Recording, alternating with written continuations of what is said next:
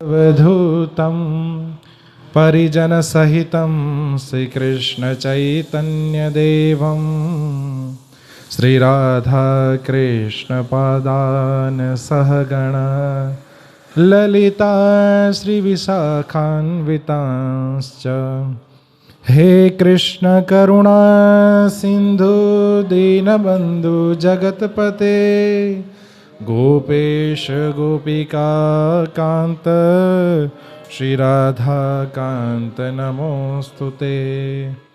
तप्त कांचन गौरांगी श्री राधे वृंदावनेश्वरी वृषभानुसुते देवी प्रणमामि हरिप्रिये।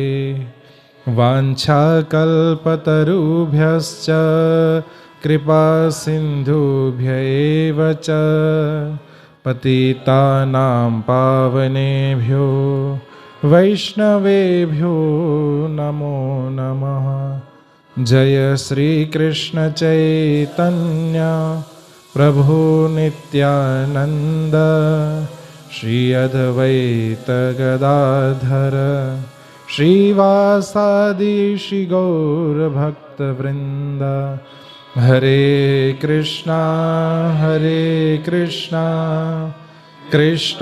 कृष्णा हरे हरे, हरे राम राम राम हरे हरे।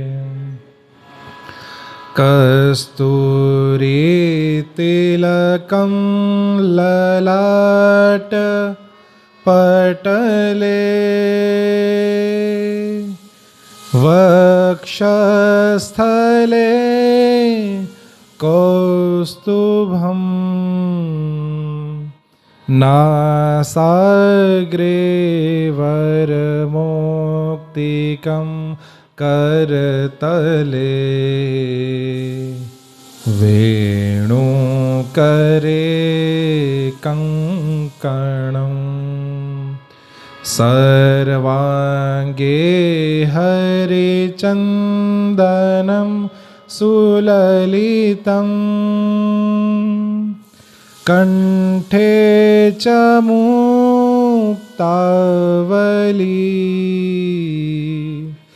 गोपस्त्री परिवेष्टितो विजयते। गोपालचूडामणि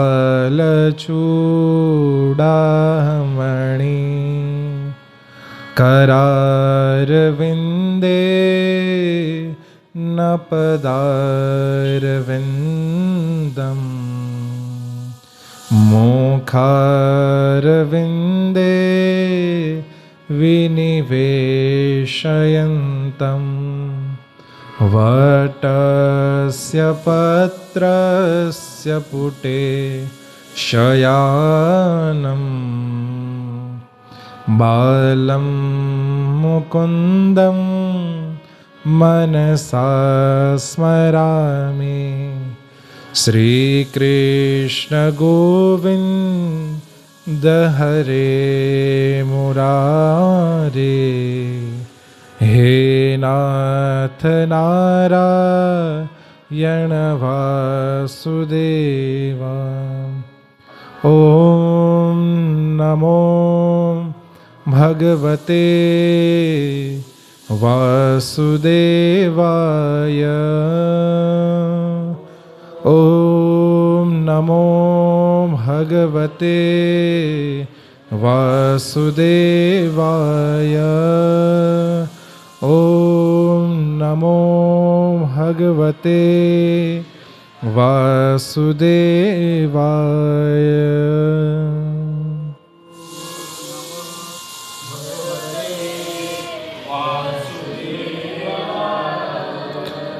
नारायणं नमस्कृत्य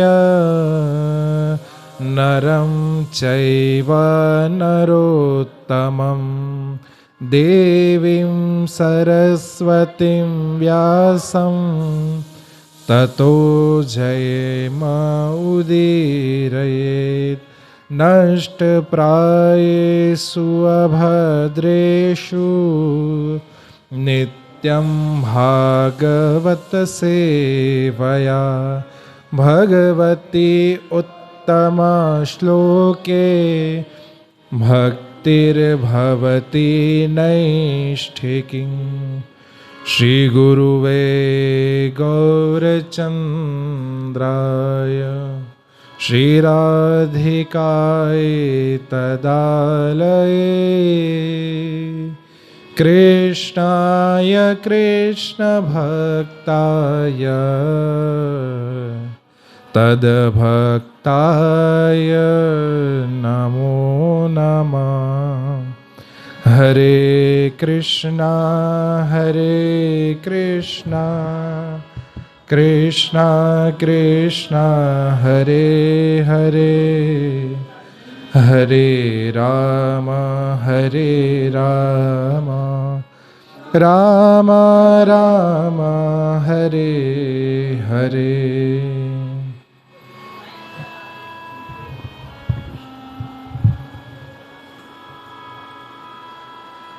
हरे कृष्णा।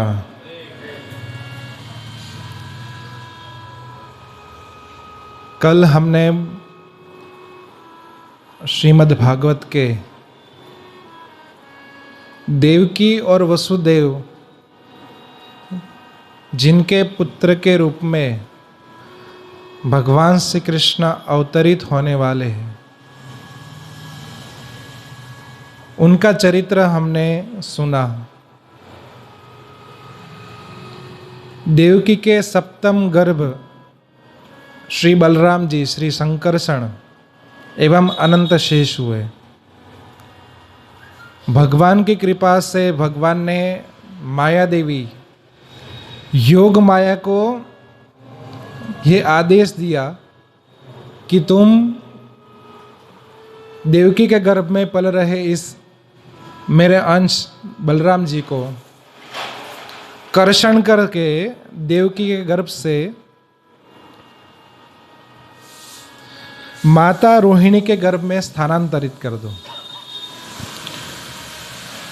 तो इस प्रकार जब माया देवी भगवती ने भगवान के जो ये आदेश है उनको स्वीकार किया, तो साथ में ही भगवान ने उनको ये वरदान भी दिया कि इस पृथ्वी पर लोग सबसे ज़्यादा तुम्हें पूजेंगे, क्योंकि तुमने मेरा ये जो आदेश है उसको स्वीकार किया।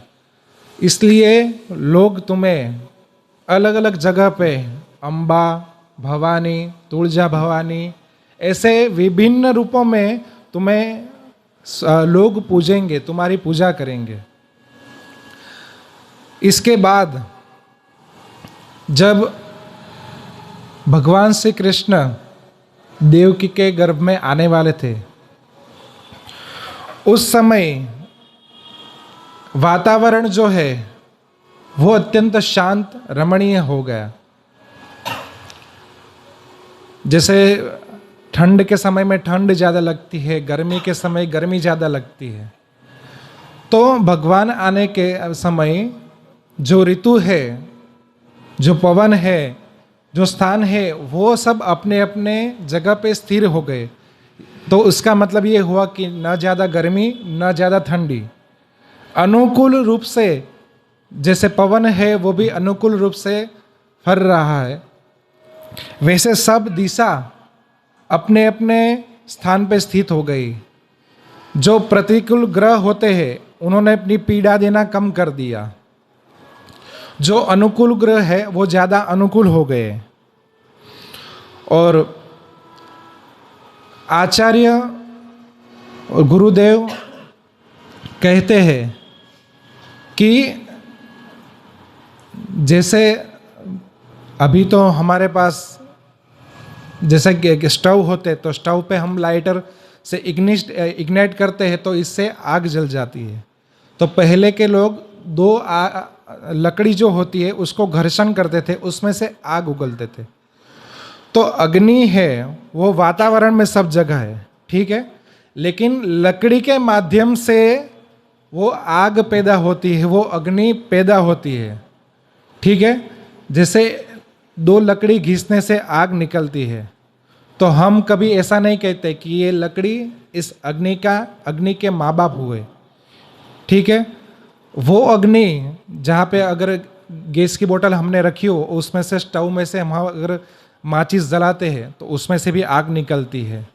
तो आग सब जगह विद्यमान है सुसुप्त अवस्था में। ठीक है, जैसे पवन है, तो पवन को हम देख नहीं सकते कि ये ठंडा है या गर्म है।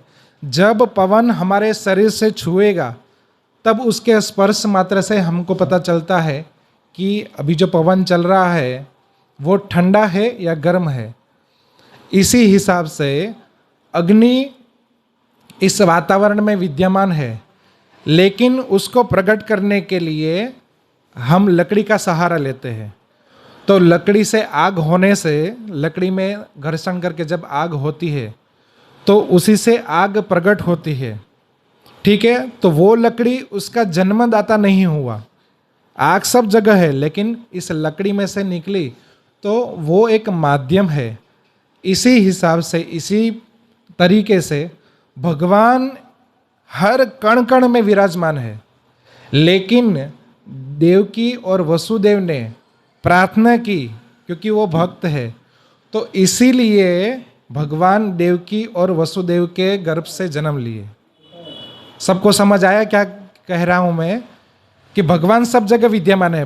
भगवान चाहते तो नरसिंहदेव खंभे फाड़ के निकले थे, भगवान ऐसे भी निकल सकते थे कंस को मारने के लिए, लेकिन देवकी और वसुदेव के गर्भ से इसीलिए जन्म लिए ताकि देवकी और वसुदेव ने सबसे पहले ब्रह्मा जी से प्रार्थना की थी कि हे ब्रह्मा जी, हम भगवान को अपने पुत्र के रूप में प्राप्त करना चाहते हैं। तो ब्रह्मा जी ने उनको कहा कि आप तपस्या करो, और तपस्या करने के बाद जब आपकी तपस्या से भगवान जब प्रसन्न होंगे तब भगवान आप पे कृपा करके वरदान देंगे। तो इसीलिए सबसे पहले त्रेता युग में पृश्नी माता पृश्नी जब, और सूतपा का नाम के एक राजा थे, उनके गर्भ से भी भगवान जन्म लिए। फिर अदिति और कश्यप जी से भगवान बटुक वामन के रूप में अवतार लिए। वही इस जन्म में, इस द्वापर युग में वसुदेव और देवकी के रूप में आए हैं, और उनके गर्भ से भगवान कृष्ण ने जन्म लिया। तो इसी हिसाब से भक्तों को आनंद देने के लिए, भक्तों पे कृपा करने के लिए, भक्तों की जो प्रार्थना है उनको स्वीकार करके भगवान वसुदेव और देवकी के गर्भ से प्रकट हुए। तो आचार्य कहते हैं कि सबसे पहले भगवान वसुदेव के मन में प्रकट हुए। जैसे ही वसुदेव के मन में प्रकट हुए तो वसुदेव का जो शरीर है वो जैसे कोई आग होती है तो आग, उसका प्रकाश कितना हो जाता है। अगर कोई अंधेरा रूम होता है तो उसमें अगर एक माचिस जलाओ तो पूरे रूम को प्रकाशित करता है। ठीक वैसे ही जब भगवान वसुदेव के मन में प्रकट हुए तब वसुदेव का शरीर इतना प्रकाशित होने लगा। वसुदेव के मन में प्रकट होते ही वसुदेव के हृदय की तरफ भगवान आए। इसके बाद माता देवकी के हृदय में आए और फिर भगवान देवकी के गर्भ में आए। और जैसे ही भगवान देवकी के गर्भ में आए, आचार्य कहते हैं कि जैसे हम प्राकृतिक रूप से देखते हैं कि हम जब एक पुरुष और स्त्री का मिलन होता है तब जाके संतति आगे बढ़ती है, लेकिन भगवान भक्तों के हृदय में आके और ऐसे ही भक्तों के हृदय में भगवान प्रकाशित होके ही भगवान ने गर्भ में जन्म लिया। तो ठीक ऐसे ही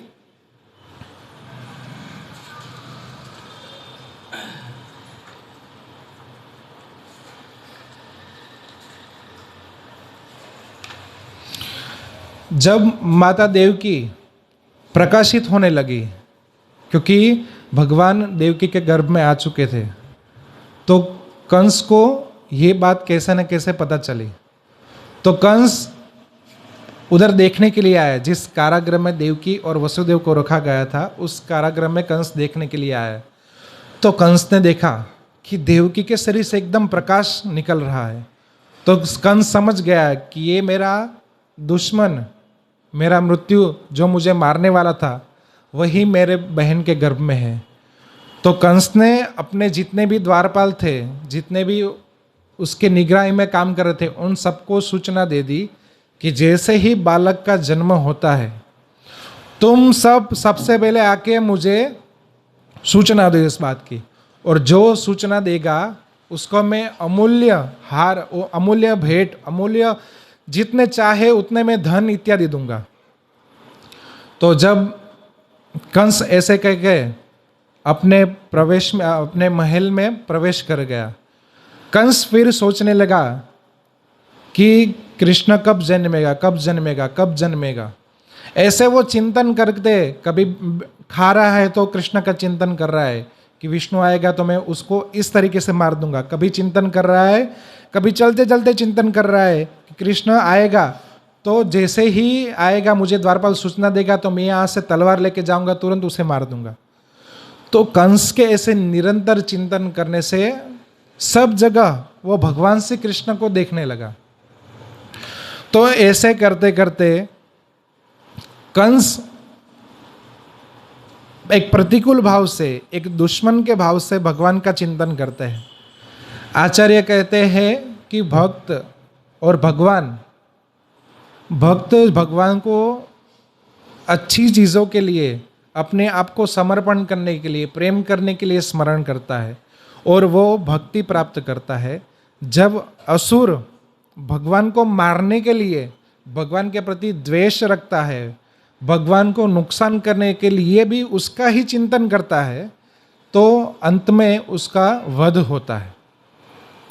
तो इसीलिए भक्त लोग चाहते हैं कि भगवान की भक्ति करे। तो ऐसे ही माता देवकी के गर्भ में जब भगवान आए और सब ऋतु अपना अपना चमत्कार दिखाने लगी, देवता स्वर्ग में से स्तुति कर रहे हैं भगवान की। जो पवन चल रही थी वो ठंड हो गई, नगरों में आनंद बजने लगा।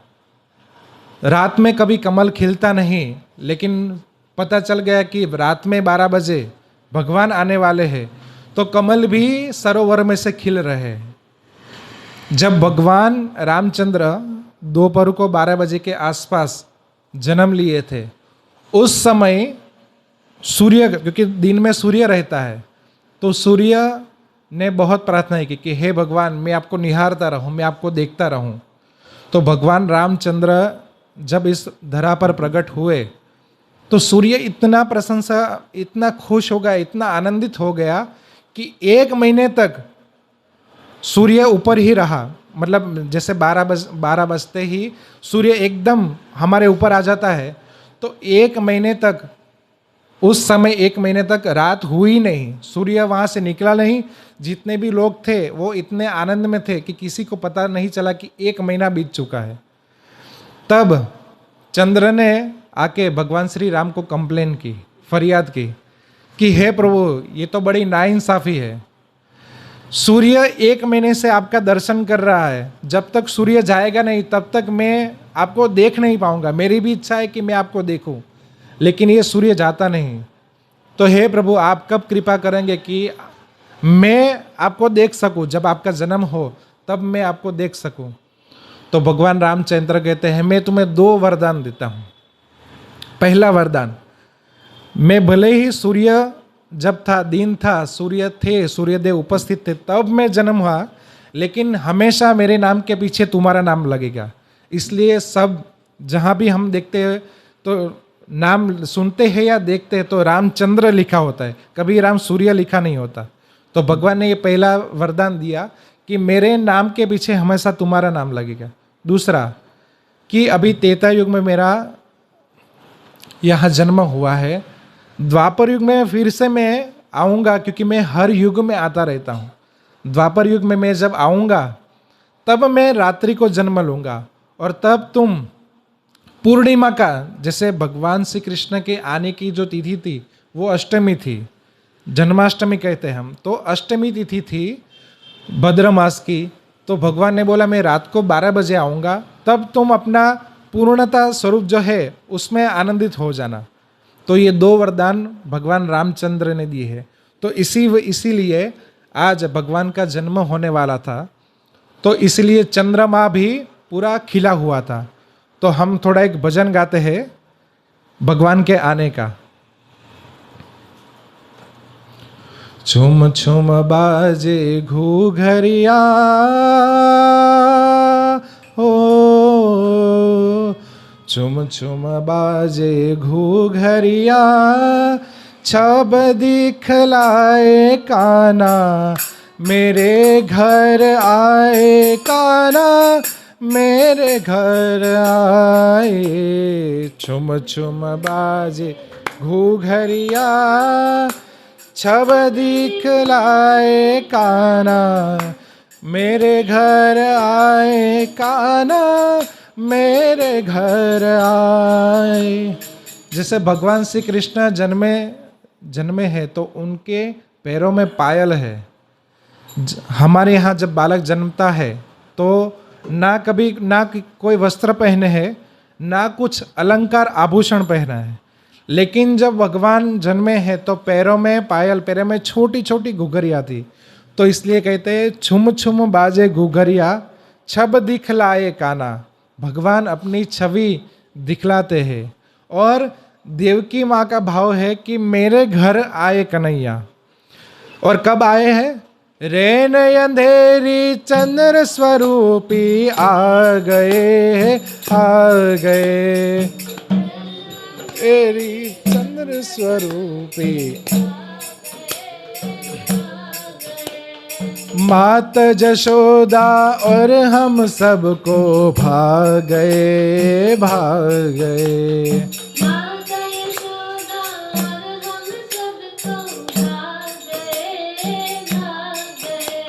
कांधे कारी कामलिया, मुखमल कावे काना, नयन नचाते आए, मेरे घर आए। छुम छुम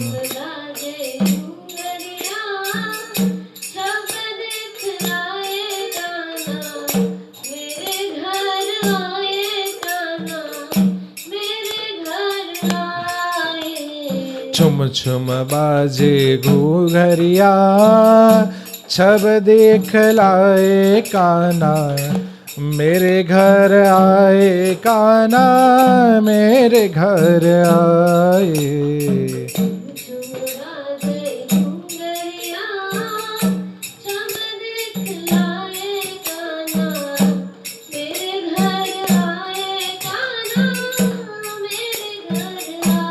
हो सुन कर बंसी सखियाँ सुध बुध खो गई, खो गई।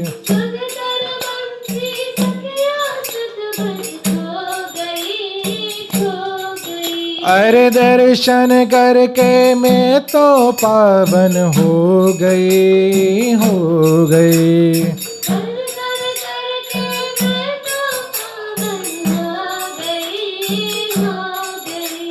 ऐसे प्यारे सावरिया, मुखमल कावे काना, भाग्य जगाते आए, मेरे घर आए। आज घूघरिया, छब दिखलाए काना, मेरे घर।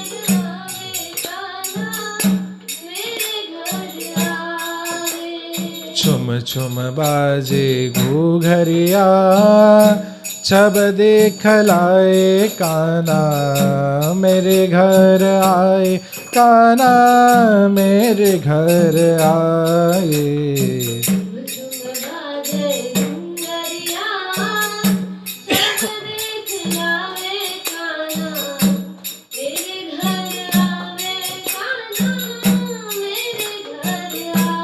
हो श्रावण वद आठम की रैन सुहामनी सुहामनी।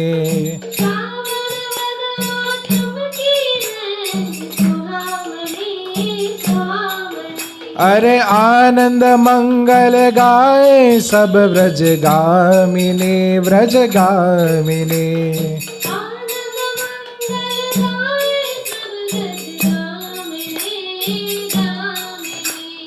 जरमर बरसे में होलिया भक्त जन गुण गाए। रंग उड़ाते आए मेरे घर आए। छुम छुम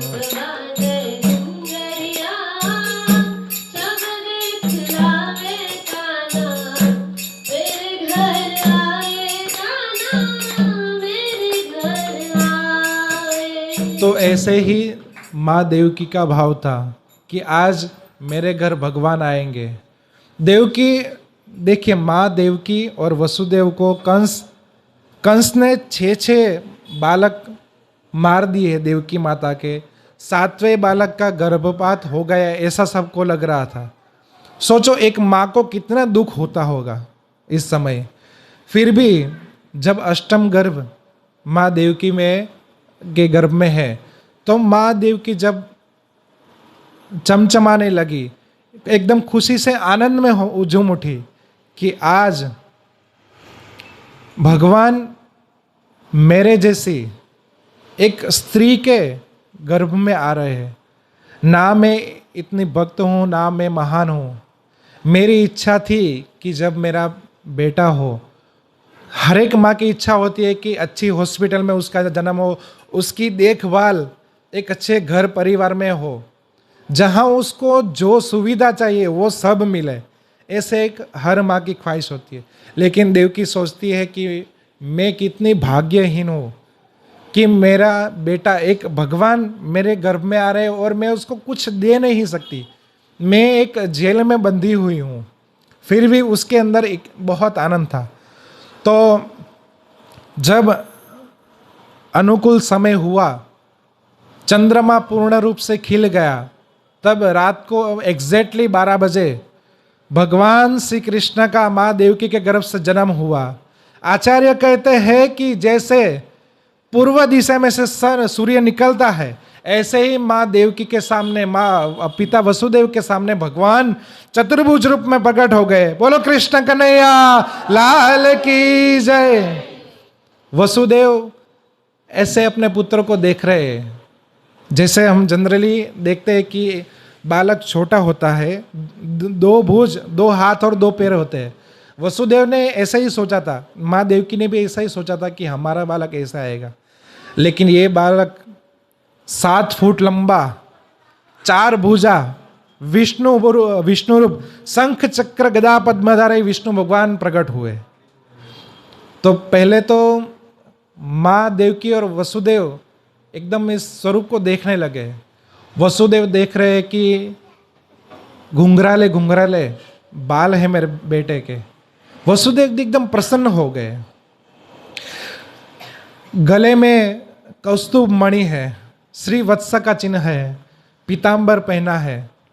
ऐसे अलग अलग अलंकार, बाजूबंद, हाथ में कंकण, पैरों में पायल पहने हुए वसुदेव जी एकदम आनंदित हो गए। इतना ही आनंद माँ देवकी को हो रहा है।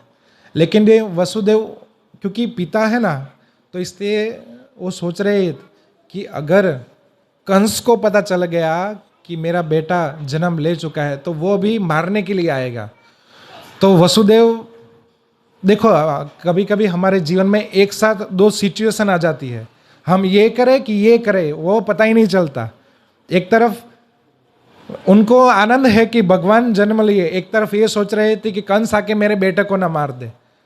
तो माँ देवकी भी ये सोच रही है कि मेरा जो बेटा कृष्ण बन के आया है, तो अगर इतिहास में जब मेरे बेटे के जन्म के बारे में कथा कोई सुनेगा तो मतलब कथा में ये आएगा कि देवकी जो एक कारावास में एक बंधी हुई स्त्री से, उसके गर्भ से भगवान प्रकट हुए, वो भी चतुर्भुज रूपधारी, तो बोल रहे लोग मेरी निंदा करेंगे, बोल रहे ये बात ही गलत है, ऐसे कैसे हो सकता है? क्योंकि चतुर्भुज रूप भगवान प्रकट होते तो कोई अच्छी जगह पे प्रकट होंगे, ऐसे थोड़ी जेल में थोड़ी प्रकट होंगे। तो इसलिए माँ देवकी और वसुदेव दोनों हाथ जोड़ के भगवान को प्रार्थना कर रहे थे कि हे प्रभु, आप ये जो इतना बड़ा चतुर्भुज स्वरूप है, इतना बड़े आप जो दिख रहे हो, तो आप हमारे बेटे हो तो हमारे बेटे जैसे हो जाओ, यानी कि आप छोटे हो जाओ, और ये जितने भी आपके अलंकार है, आपके वस्त्र है, आपके जो घुंघराले बाल है, उसको समेट लो, ताकि मैं अपनी गोदी में आपको ले सकूं, मैं आपका लालन पालन कर सकूं। और ये जितना हो सके उतना जल्दी से करो, क्योंकि अगर कंस को पता चल गया तो वो तुरंत आपको मारने के लिए आ जाएगा।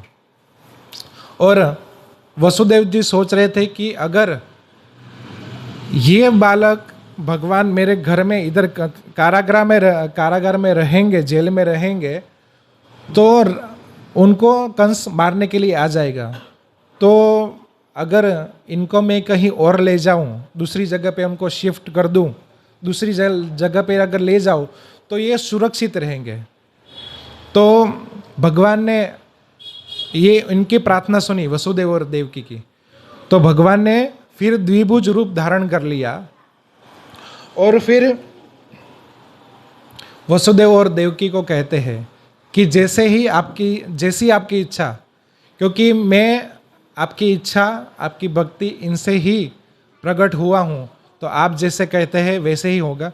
मैं द्विभुज रूप में हो जाऊँगा, और फिर आप मुझे, क्योंकि भगवान का जन्म हुआ मथुरा में, सब लोग मथुरा गए हैं? कौन कौन मथुरा गया है? अच्छा, एक दो कम, बहुत कम लोग गए हैं। अच्छा, तो मथुरा की जेल में, आज भी मथुरा है, आज भी वही जेल है जहाँ पे भगवान का जन्म हुआ, वो स्थान अभी भी है। तो वही स्थान पे भगवान का प्रागट्य, वहाँ जन्म हुआ। तो भगवान कहते हैं कि यमुना पार करके सामने गोकुल है, तो गोकुल के राजा अभी नंद महाराज है, तो उनके घर में आप मेरे को वहाँ रख के आओ, और वहाँ एक नन्ही सी बच्ची जन्म ली है, उनको लेके आप वापस आ जाओ। तो वसुदेव ने भगवान की इस आज्ञा को स्वीकार किया, और जब भगवान ने द्विभुज रूप धारण किया, तब वसुदेव जी उनको एक कपड़े में समेटने लगे। तो देवकी बोलती है कि थोड़ा मुझे, मेरे नवजात बेटा है, मुझे उसका मुख अच्छे से दर्शन उसको देखने दो, कम से कम मेरा भाई आए उसको मार दे, इससे पहले इसको मैं अच्छे से निहार लूँ, इसका मुख दर्शन अच्छे से कर लूँ। तो वसुदेव कहते हैं अरे जल्दी जल्दी कर, क्योंकि वो कब आएगा उसका कोई ठिकाना नहीं। तो इसलिए देवकी ने एक कपड़े में भगवान को लिपटे और फिर वसुदेव को दे दिए।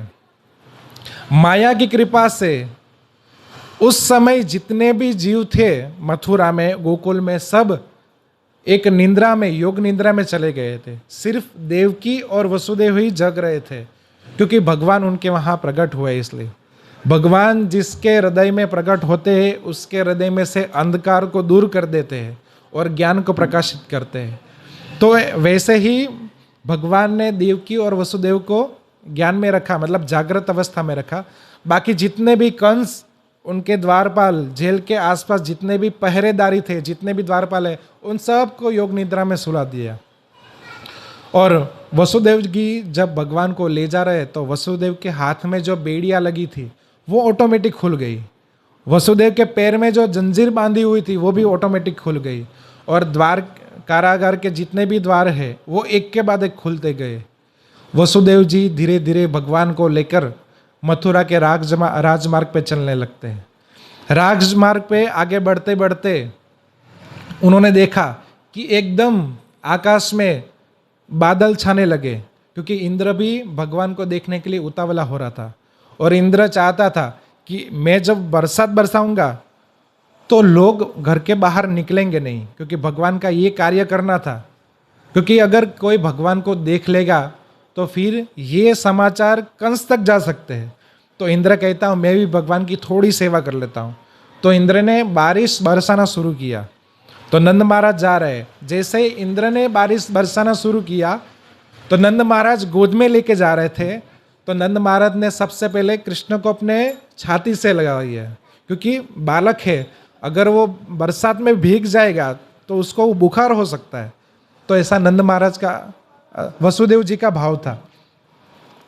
तो ठीक ऐसे ही इस परिस्थिति को जान के भगवान अनंत शेष यानी कि सांप, जो भगवान बलराम है वो सांप के रूप में आए, और वसुदेव जब अपने गले से भगवान को लिपट रखे थे तब उसके ऊपर एक छत्र करके आ गए, जिससे बारिश का पानी वसुदेव और भगवान श्री कृष्ण के ऊपर न आए। फिर वसुदेव ने देखा कि सामने गंगा यमुना नदी आ गई और उसको पार करके हमको गोकुल जाना है। तो फिर यमुना नदी के सामने खड़े हो गए। अब पानी का प्रवाह बहुत है, तो ये वसुदेव जी सोचने लगे कि मैं यमुना कैसे पार करूंगा, और यमुना पार करने में समय भी लगेगा। अगर प्रवाह इतना स्पीड से रहा तो मैं और मेरा जो ये बच्चा है, हम दोनों इस पानी के प्रवाह में चले जाएंगे। तो उन्होंने सबसे पहले कृष्ण को अपने सिर पे ले लिया। तो जैसे ही सिर पे ले लिया, फिर वो यमुना में चलने लगे। तो यमुना पानी एकदम पहले स्थिर था, फिर पानी उछलने लगा। तो आचार्य कहते हैं कि यमुना नदी जो प्रभु की अष्टपटरानी है उसमें से एक है। तो जब दुल्हन जब घर पे होती है और जब दूल्हा आता है, तब उसकी खुशी, उसका आनंद का कोई ठिकाना नहीं रहता। एग्जैक्टली जब भगवान आए, कृष्ण आए, तो इसको देख के यमुना मैया, माँ कालिंदी इतनी खुश हो गई, इतनी आनंद में हो गई कि वो झूमने लगी। पानी के स्वरूप पानी का है तो वो झूमने लगी। तो झूमते झूमते उन्होंने रास्ता दे दिया, और थोड़ा सा पानी भगवान के चरण में को स्पर्श कर गया, क्योंकि बहुरानी जब पति अपने घर पे आता है तो बहुरानी के पैर छूते हैं, ये पहले के संस्कार थे। तो इसी हिसाब से यमुना महारानी ने भगवान के चरण छू लिए।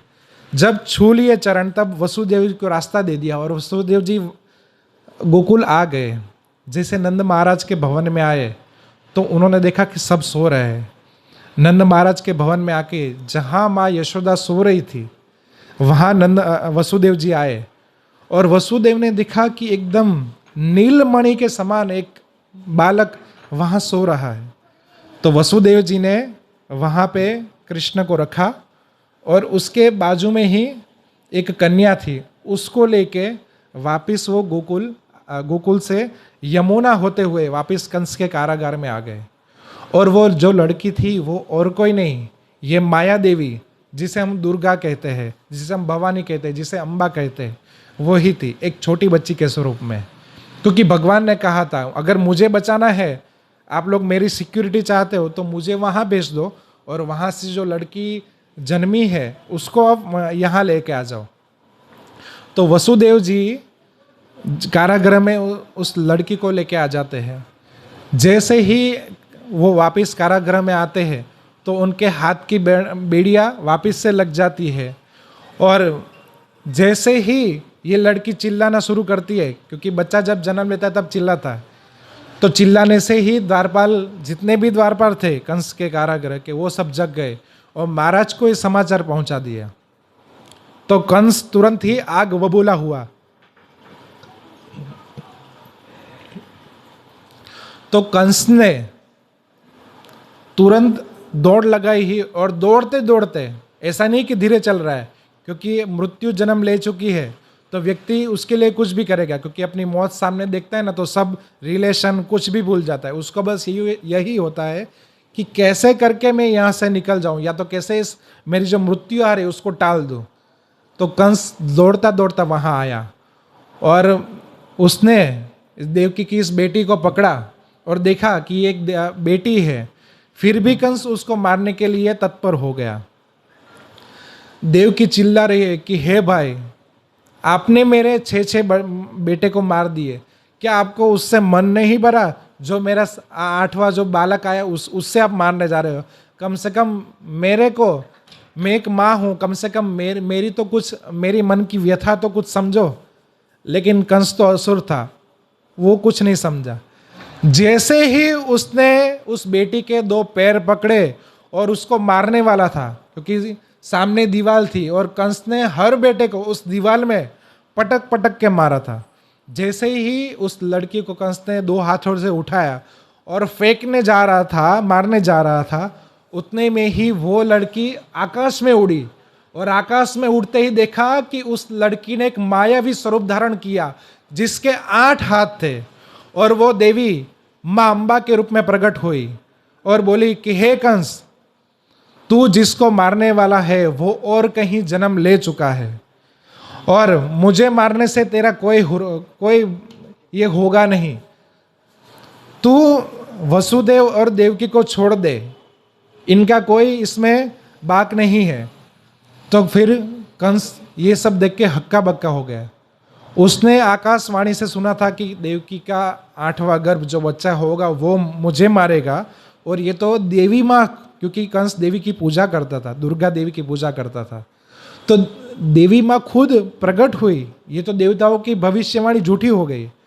तुरंत उसने वसुदेव और देवकी के चरणों में पड़े और माफ़ी मांगी कि हे बहनों, मुझे क्षमा करो और मुझ जैसा नीच व्यक्ति कोई नहीं है। मैंने आप लोगों को बहुत दुख दिया और एक बहन अपने भाई को माफ़ कर देती है क्योंकि माँ में एक करुणा होती है।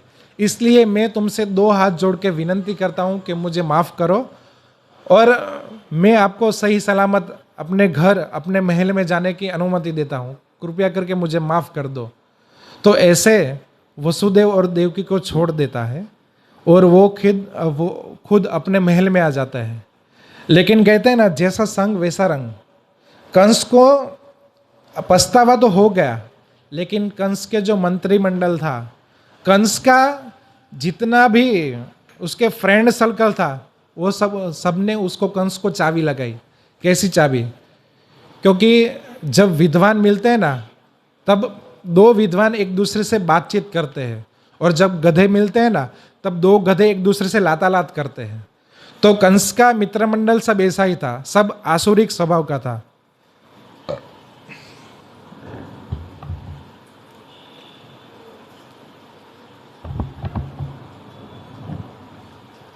तो उन्होंने सोचा, अरे महाराज कंस, ये आपने क्या कर दिया। देवी ने, जो भगवती थी, उन्होंने ये कहा कि आपको मारने वाला जो व्यक्ति है वो और कहीं पे जन्म ले चुका है। ठीक है, तो हमारा सबसे पहला फर्ज ये बनता है कि आपकी जान बचाने के लिए मथुरा, गोकुल, वृंदावन आसपास के जितने भी क्षेत्र है, उस क्षेत्र में जितने भी बच्चे अभी 10 दिन से लेकर आज तक कोई जन्मे हैं, जो 10 दिन के बालक है, उन सबको मार दिया जाए। तो अगर ये बच्चा कहीं और जन्म ले चुका है तो वो बच्चा मर जाएगा, ठीक है, और आपकी जान बच जाएगी। तो ऐसे बहुत लोगों ने कंस को समझाया, तो कंस वापस फिर उसकी बातों में आ गया, क्योंकि मरने का भय सबको सताता है। तो इसलिए कंस वापस उनकी बातों में आ गया और फिर उसने ऐसा किया, क्योंकि कंस के सब जो फ्रेंड सर्कल्स है ना, सब उसमें असुर ही थे। तो कंस बोले कि ये काम करेगा कौन? तो बोले पुतना ये काम कर सकती है। और ठीक ये सब मीटिंग जब चल रही थी कंस के वहाँ, फिर उसके दूसरे क्षण नंद महाराज के जो भवन थे उसमें माँ यशोदा, जब रात्रि पसार हो गई, सुबह अर्ली मॉर्निंग यानी कि सुबह 4 बजे मंगला आरती के समय, उन्होंने देखा कि एक नीलमणि जैसा बच्चा मेरी गोद में है। क्योंकि माता यशोदा भी उस समय गर्भवती थी, तो उनको हुआ कि उनका ये बेटा हुआ है। जैसे ही उन्होंने देखा कि मेरे बेटा हुआ है, तो उसने हरि बोल करके एक आवाज़ लगाई। तो नंद महाराज की 2 बहन थी, नंदा और सुनंदा, तो वो 6 महीने से उनके घर पे ही थी। क्योंकि ननद जो होती है, जब भाभी गर्भ से मतलब पेट से जब होती है, तो वो लोग भाई के वहाँ बहुत आते हैं। क्यों? कि जब अच्छा समाचार आएगा, जब बेटा होगा, तब ये खुशी के समाचार उनको देंगे, तो भाई कुछ ना कुछ हमको गिफ्ट देगा। तो इसलिए नंदा और सुनंदा ने 6 महीने से नंद महाराज के घर में डेरा डाला हुआ था। तो जैसे ही बच्चे की रोने की आवाज़ आई, माँ यशोदा के जो सूती का गृह, वहाँ से रोने की आवाज़ आई तो नंदा और सुनंदा दौड़ती दौड़ती वहाँ गई, और जैसे ही वहाँ देखा तो जोर से बोली, हे नंद महाराज, लालो भयो है आपको। ऐसे करके नंद महाराज को बधाई दी। नंद महाराज ने अपने गले में 9 लाख का सोने का हार था, तुरंत ही अपनी बहन सुनंदा को दे दिया। सोचो उसकी जगह पे हम होते हैं तो हम तो नंद महाराज को बोलते हैं, नंद महाराज और थोड़ा दो, और थोड़ा दो, और थोड़ा दो। और नंद महाराज ने 20 लाख गाय का दान किया। अपना बेटा कृष्ण जो प्रकट हुआ, जो जन्मा, उसकी वजह से नंद महाराज ने 20 लाख का गाय दिया। और सुबह जैसे ही सुबह होती है तो नंद महाराज ने घोषणा की कि अभी उत्सव मनाया जाए। तो पूरे गोकुल में आज उत्सव होने वाला था, और उत्सव उसको कहते हैं नंदोत्सव। नंद घेरा नंद भयो, जय कन्हैया लाल की।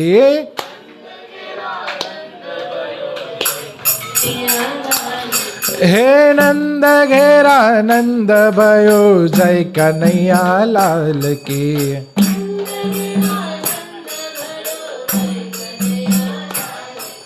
जय कन्हैया लाल की, हाथी घोड़ा पाल की।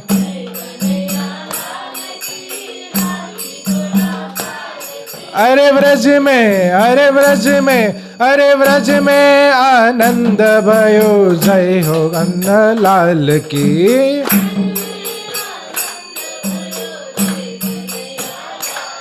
हे नंद आनंद भयो, जय कन्हैया लाल की।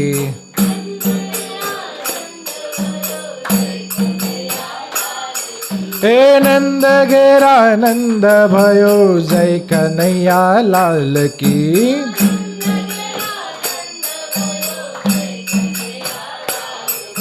जय कन्हैया लाल की, जय कन्हैया लाल की।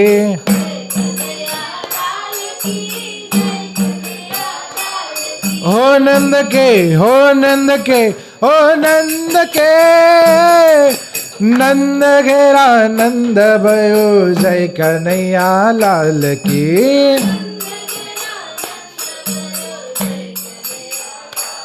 हो नंद घेरा नंद भयो, जय कन्हैया लाल की।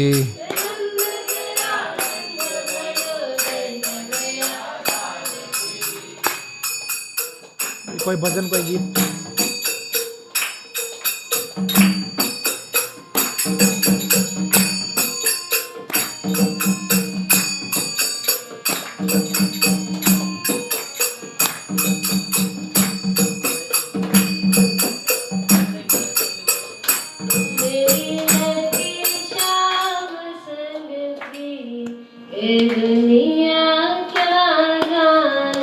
मेरी लगी श्याम संग प्रीत के, दुनिया क्या जाने।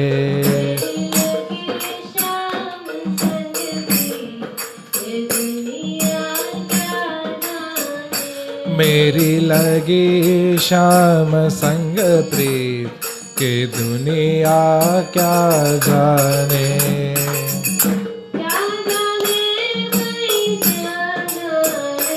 हो क्या जाने, ओ क्या जाने।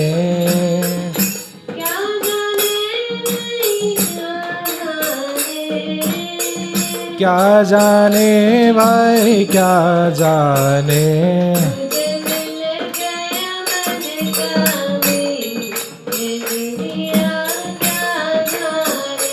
मुझे मिल गया मन का मीत के, दुनिया क्या जाने।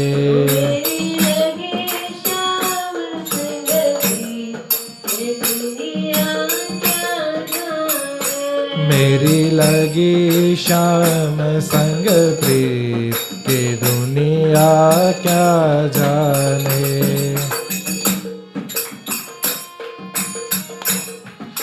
एक जब ये जन्म हो चुका था, बड़ा बधाइयाँ हो रही थी, तब एक बूढ़ी अम्मा ऐसे घर के बाहर आए के देखी कि इतना शोर क्यों हो रहा है। बोल रहे कि नंद घेर आनंद भयो है, नंद घेर लालो भयो है। तो बोल रहे क्या, और जैसे ही उन्होंने बोला क्या, तो क्या कहते हैं, तब हमारा मुंह पूरा खुल जाता है। तो वो बूढ़ी अम्मा थी, और बूढ़े लोगों के मुंह में दांत नहीं होते हैं। तो जब ये नंदोत्सव हो रहा था, तो नंद जो गोकुल है उसमें गायों की कोई कमी नहीं है। नंद महाराज की 9 लाख गाय थी। जिसके घर 9 लाख गाय हो, उसके घर माखन कितना होता होगा, उसके घर पे दूध कितना आता होगा। तो जब वो बूढ़ी अम्मा ने कहा क्या भयो है, जैसे ही क्या भयो ऐसा बोला, तो एक शरारती लड़का वहां था, उन्होंने सीधा एक मक्खन का गोला उस बुढ़िया के मुंह पे धर दिया। जैसे ही बुढ़िया के मुंह पे धर दिया, दांत तो है नहीं, वो सीधा माखन का लोला गप करके अंदर चला गया। तो ऐसे ही फिर वो मक्खन खा गए। वो बोला क्या हुआ, बोल रहे लालो भयो है।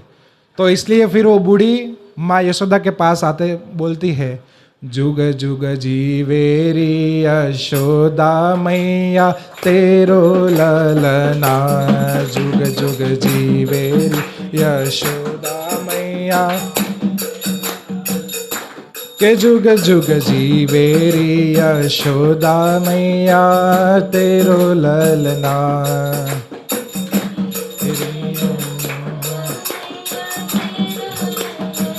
हो तेरो ललना यारो तेरो ललना,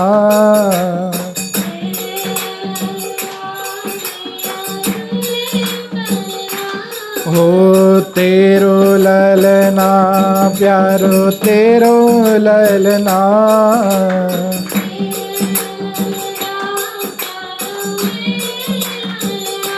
जुग जुग जीवेरी यशोदा मैया तेरो ललना,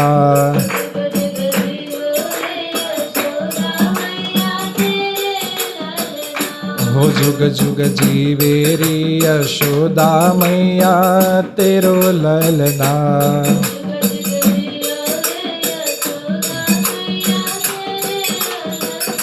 भगवान श्री कृष्ण की जन्म की ये मधुर ध्वनि सुन के जितने भी गोकुल के व्रजवासी के व्रज के जितने भी लोग थे, वो उतने ही आनंदित थे जितने नंद महाराज और देवकी थे।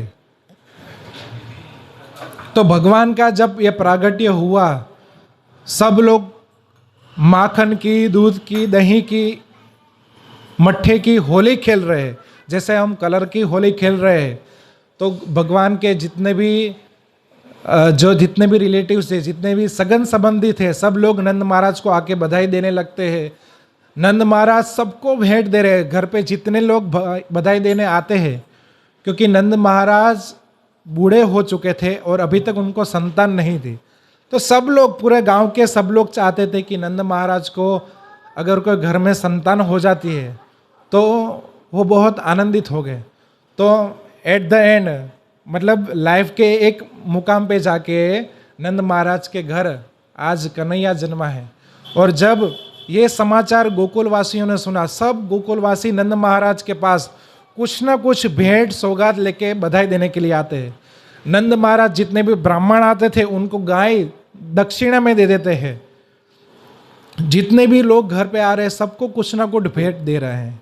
तो ऐसे कहते हैं कि जिन दंपति के घर पे जब बालक या बालिका, जब उनके घर पे बच्चा जन्म लेता है, तब वो जितना दान करता है ना, तो उसका बेटा जब बड़ा होता है या तो उसको उसकी ज़िंदगी में जब आगे जाके ऐसा कोई मुकाम आता है, तब वो हजारों गुना में उसके सामने उसको वापस मिलता है।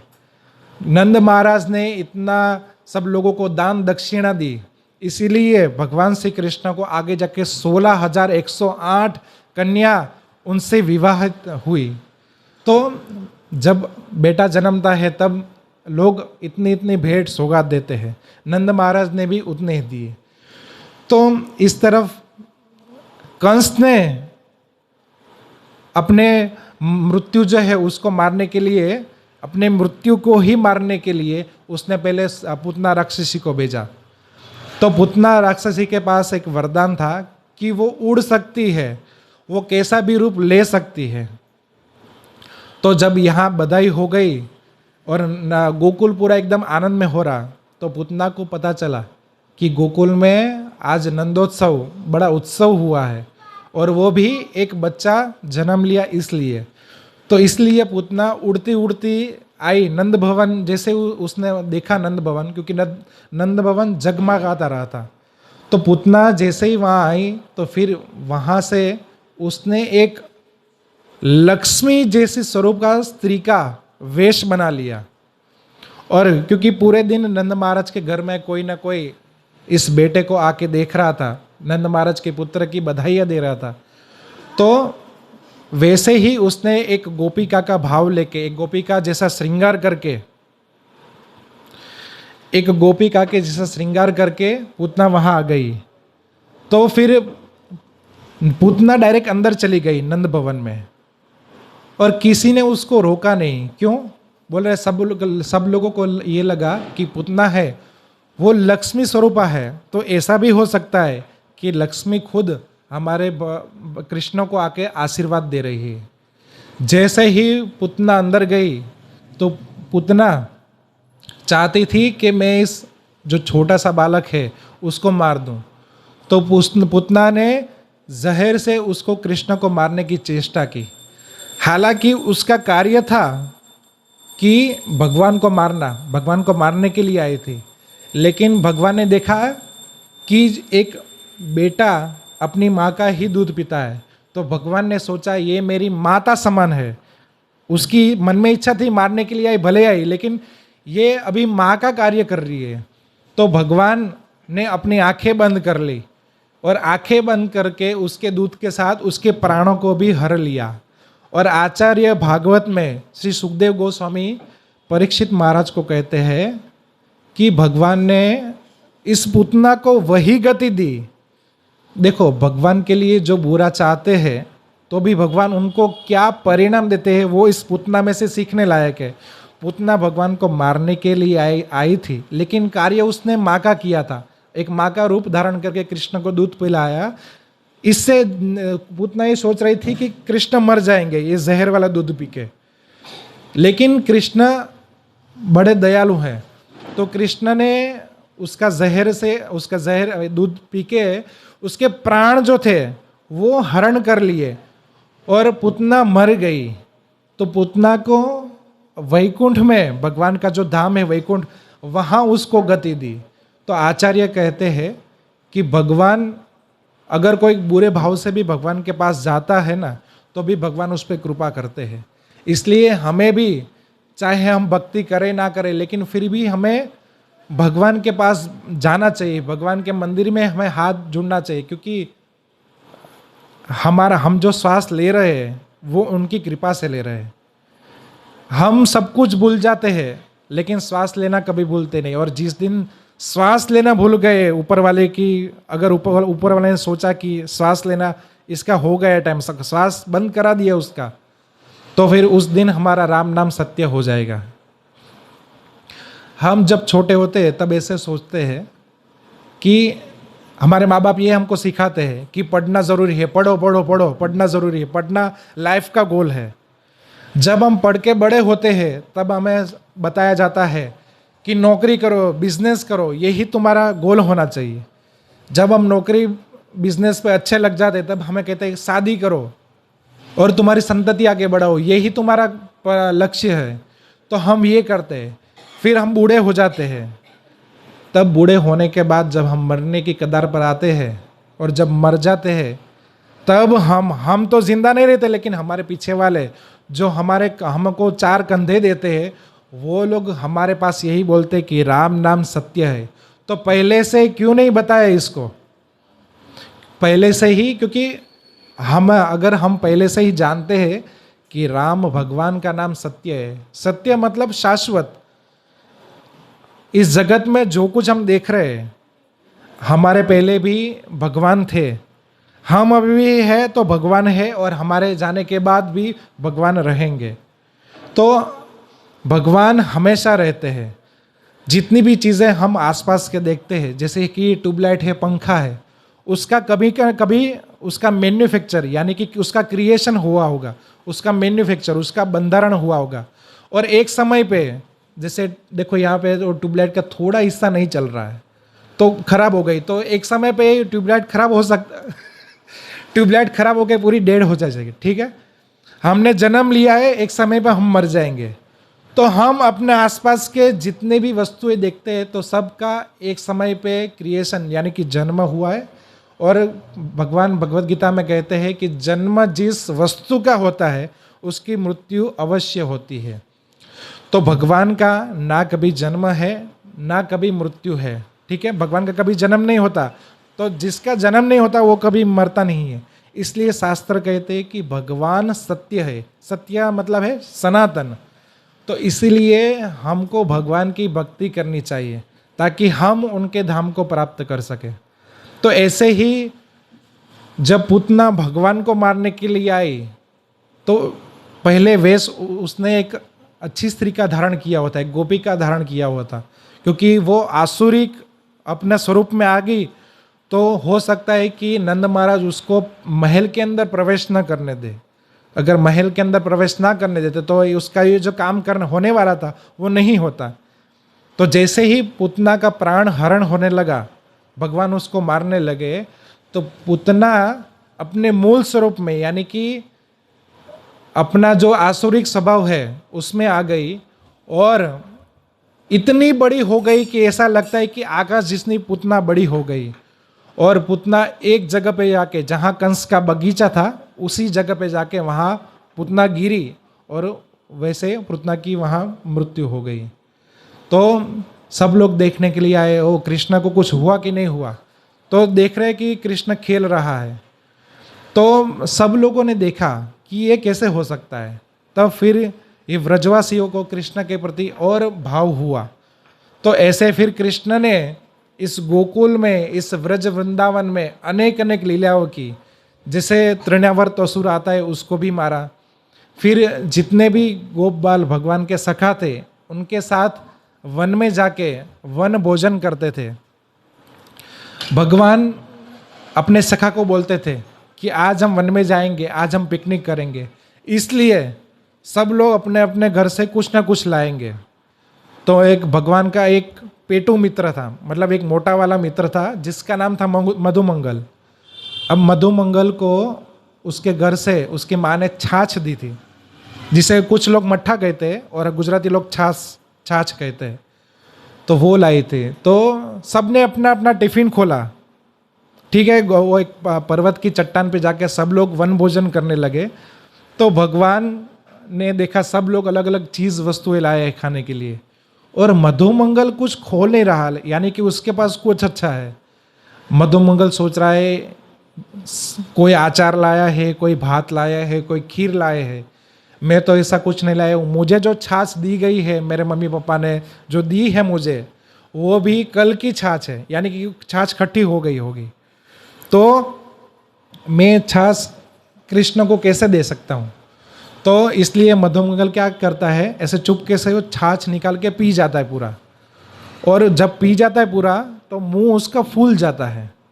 तो भगवान ने तुरंत मधुमंगल के सामने देखा, ए मधुमंगल, तुम्हारे मुंह में अभी जो कुछ है ना वो मुंह में ही रखो, अगर गले के नीचे कुछ उतारा तो मैं आगे देख लूँगा। भगवान की ऐसी मित्रता थी अपने सखाओं के साथ। तो मधुमंगल भगवान यहाँ पे, मधुमंगल उसके सामने, भगवान ने ऐसे दो हाथ ऐसे पकड़े और मधुमंगल के मुंह पे ऐसे मारा। जैसे ही मधुमंगल के मुंह पे मारा तो मधुमंगल के मुंह में जितनी भी छाछ थी वो भगवान के सीधे मुंह में गई, और भगवान ने वो ही मधुमंगल के मुंह की जूठी छाछ अपने जो चेहरे पे आ गई थी उसको ही चाट चाट के भगवान ने पी ली। तो भगवान अपने सखाओं के साथ ऐसा रस, भगवान कोई सामान्य व्यक्ति नहीं है, इस ब्रह्मांड को चलाने वाले, हर कण कण में रहने वाले जो परमेश्वर है वही भगवान है। लेकिन अपनी मित्रता में, अपने वात्सल्य भाव में, अपने सख्य भाव में भक्तों के साथ, अपने मित्रों के साथ ऐसी सामान्य दिखने वाली लीलाएं करते हैं। तो इसको देख के, ये घटना ब्रह्मा जी ऊपर से देख रहे थे, तो ब्रह्मा जी को बड़ा आश्चर्य हुआ कि भगवान कहते थे कि मैं असुरों को मारने के लिए आऊँगा, और ये भगवान कृष्ण एक छोटा सा बालक मुझे लगता नहीं है कि यही कृष्ण है। तो ब्रह्मा जी ने सोचा कि इसको एक काम करता हूँ, ये कृष्ण है कि नहीं ये पता चल जाएगा।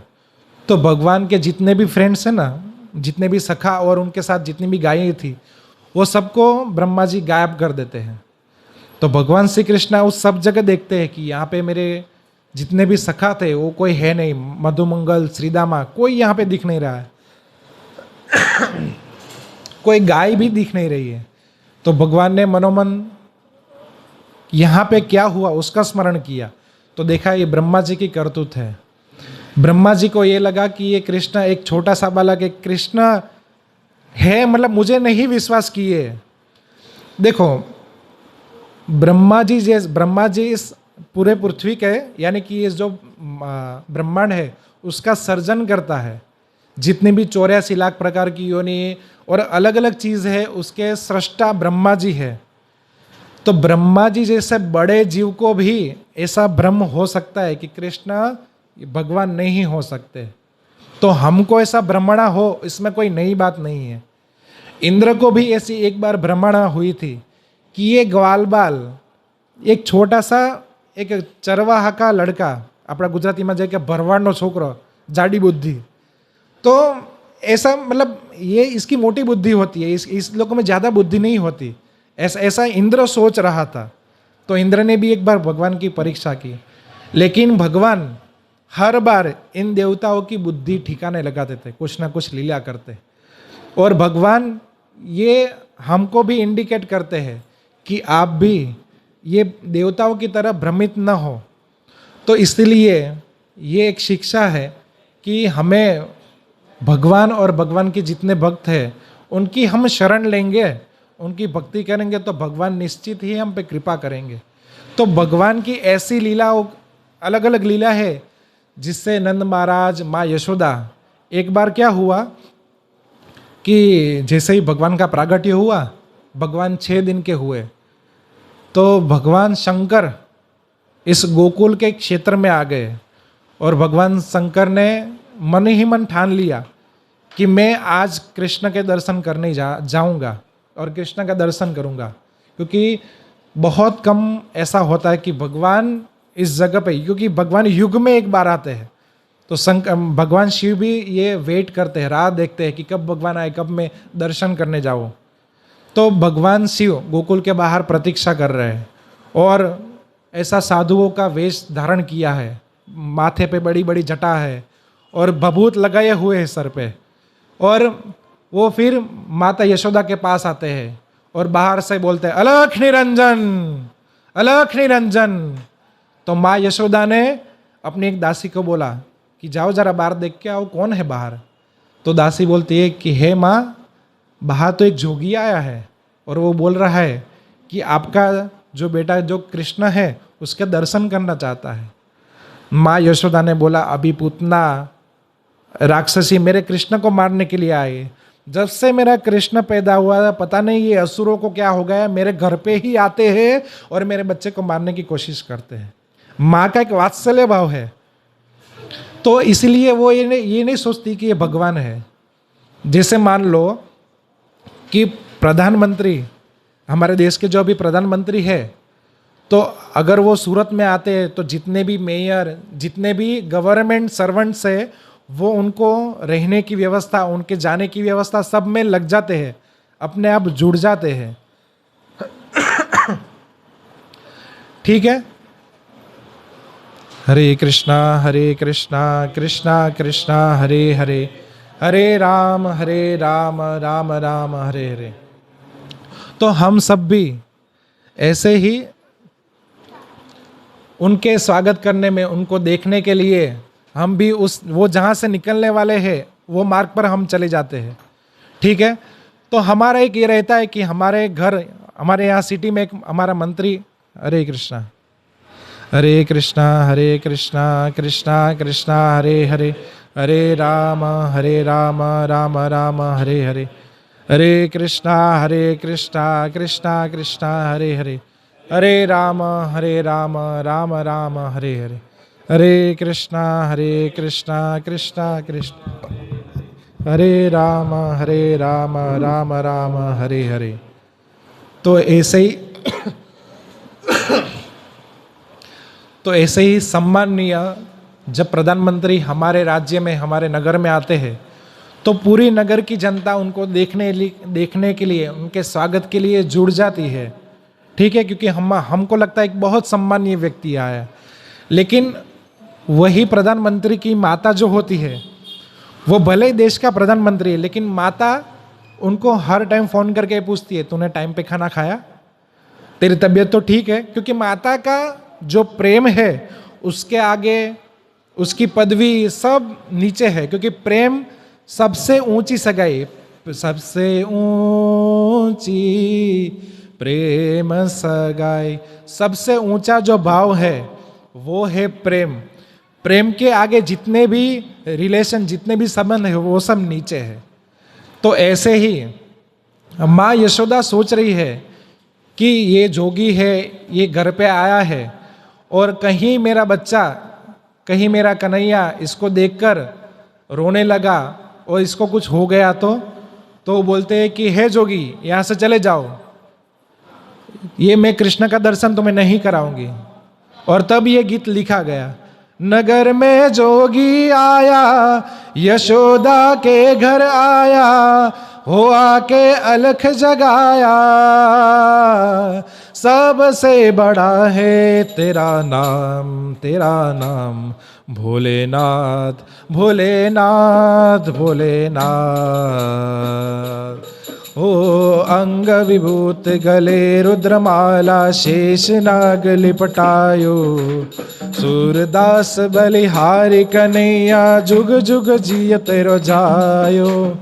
भगवान से भोलेनाथ महादेव एक जोगी के रूप में आए हैं और ऐसा वेश बनाया है, गले में सांप है, फू करता सांप है। अब माँ यशोदा देख रही है, एक तो ये जोगी, इतनी बड़े जटा, गले में मुंड माला यानी कि खोपड़ी की माला है गले में, और ये देख के, और ऊपर से सांप, इसके गले में सांप है, इसको देख के हम भी घबरा जाते हैं। तो मेरा बेटा कृष्ण है, वो इससे डर जाएगा और डर के मारे उसको बुखार आ जाएगा। तो इसके लिए मैं तुम्हें कभी इसका दर्शन नहीं कराऊंगी। तो महादेव वहाँ बैठ जाते हैं और बोले कि जब तक आप कृष्ण के दर्शन नहीं कराओगे तब तक मैं यहाँ से हिलूंगा नहीं। उतने में ही एक पौर्णमासी आती है और माँ यशोदा को समझाती कि हे यशोदा। जैसे ही यशोदा को समझाने लगती है तो कृष्ण रोने लगते हैं, कृष्ण बहुत जोर से रोने लगते हैं। तो माँ यशोदा बोल रही, एकदम क्या हुआ, अभी भी जोगी का दर्शन नहीं कराया, कृष्ण अंदर है, तो कृष्ण रोने क्यों लगा? तब वो पौर्णमासी आके माँ यशोदा को बोलती है कि हे यशोदा, हे यशोदा, ये कृष्ण जो रो रहा है ना, वो उसको, उस जोगी जो बाहर बैठा है उसके पास ले जाओ। उसके पास एक अच्छा सा एक मंत्र है, वो मंत्र जैसे ही कृष्ण को बोलेगा या मन में बोलेगा तो कृष्ण भगवान तुरंत ही शांत हो जाएंगे। ये जो तुम्हारा बालक कृष्ण है वो तुरंत ही शांत हो जाएगा। तो कृष्ण ने, माँ यशोदा बोलती है ठीक है। तो फिर कृष्ण को माँ यशोदा अपने आंगन से बाहर लेके आती है और शंकर भगवान वहाँ जोगी के रूप में वेश धारे हुए खड़े हैं और कृष्ण रो रहे हैं। तो माँ यशोदा कृष्ण को बोलती है, माँ यशोदा भगवान महादेव को कहती है कि हे जोगी, मैं सिर्फ 1 सेकंड के लिए अपने बालक को तुमको दूंगी, लेकिन उतने में ही उसको शांत अगर वो नहीं हुआ तो मैं वापस ले लूंगी।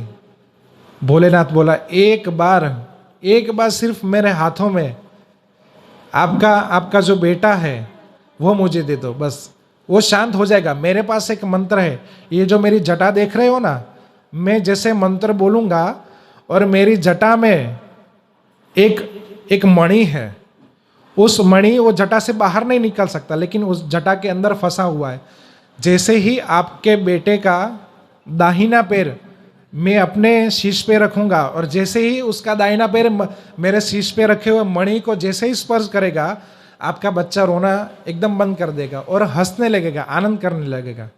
तो माँ यशोदा भी बड़ी आश्चर्य में आ गई।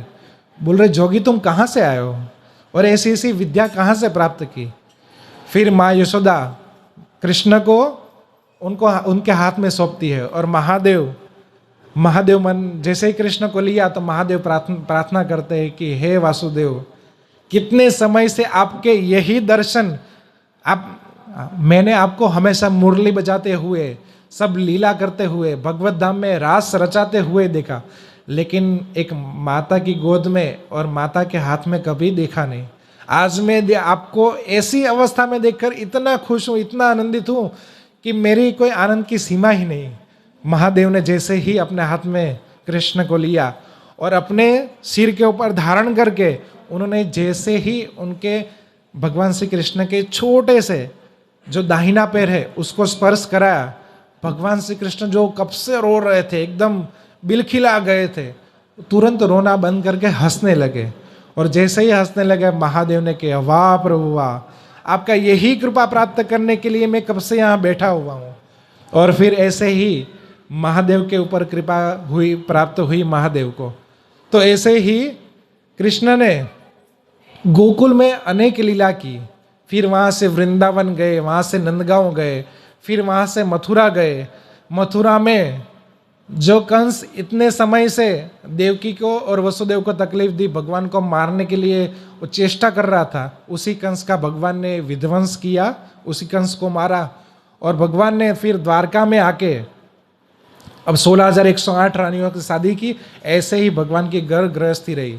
और फिर भगवान अपनी लाइफ से, अपने जो कर्म है उससे यही सिद्धांत प्रस्तावित करना चाहते हैं कि हमेशा मेरा चिंतन करो, मेरी लीला है वो सुनते रहोगे ना आप बार बार, तो आप इस भौतिक जगत के जो दुख है ना, जो आपके घर वालों से, परिवार वालों से, आपको आसपास के वातावरण से आपको जो मिलते रहेंगे, आपसे मन से जो दुख मिलते, वो सब दुख मिलना आपको बंद हो जाएगा और आप एक आनंद का अनुभव करने लगेंगे।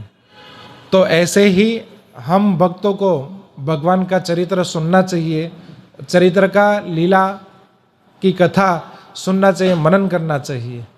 तो आज हम यहाँ पे कथा को विराम देते हैं और कल हम भगवान श्री राम जो इस धरती पर एक राज्य, जैसे मान लो टूथपेस्ट जो होती है, टूथपेस्ट, उसे हम कोलगेट के नाम से ही जानते हैं, ठीक है। वैसे अनेक अलग अलग उदाहरण है जो उसका फॉर्मल नेम बन गया है। तो अगर कोई राज्य की बात करें ना, तो सबसे पहले हमारे मन में राम राज्य आता है। तपस्या हो तो भगीरथ जैसी, भगीरथ जी ने जो तपस्या की उनसे ही गंगा आती है। तो वैसे ही राज्य हो तो राम जैसा, भगवान राम के राज्य में सिर्फ मनुष्य ही नहीं, जितने भी पशु थे ना, उसको भी कोई कष्ट नहीं था। ऐसा भगवान राम का राज्य था। तो वैसे भगवान की राम की जो लीलाएं उन्होंने इस धराधाम पर की, तो वो हम कल सुनेंगे। तो यहाँ पे हम कथा को विराम देते हैं और फिर एक बार हरे कृष्णा महामंत्र का उच्चारण करते हैं। हरे कृष्णा कृष्णा कृष्णा हरे हरे, हरे राम राम राम हरे हरे।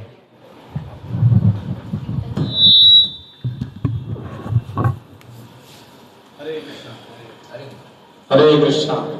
तो प्रभु जी का बहुत बहुत धन्यवाद। और अभी